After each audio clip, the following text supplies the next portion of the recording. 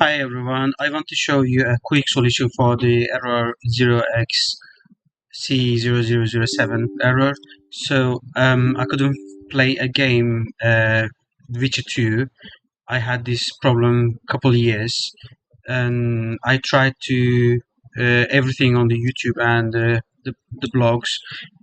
I have updated the C++, the visuals. I have find missing DLL files, and I have used another software to detect what is wrong with the game. You can see on the YouTube quite lots of video about that one, and it was the same. I couldn't solve it.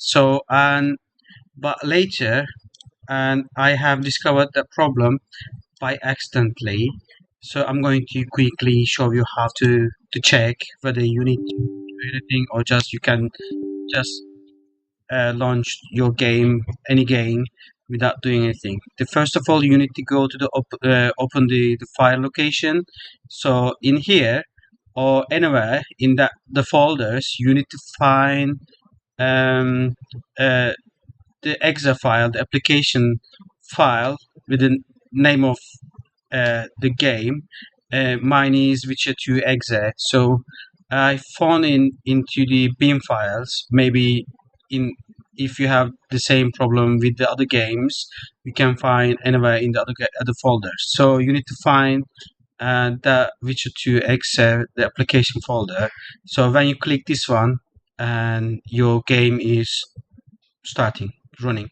That's all. You don't need to update anything if your Windows is up to date, and that's all. You can just send this one to your desktop as a shortcut, and you can delete the launcher file because launcher is not working. You can just launch the game by simply from the application with your name .exe. Thank you so much, and if you can support me, and if you like the video, you can make the comments, is it working or not working, and if you subscribe my channels, it will be perfect. Thank you so much.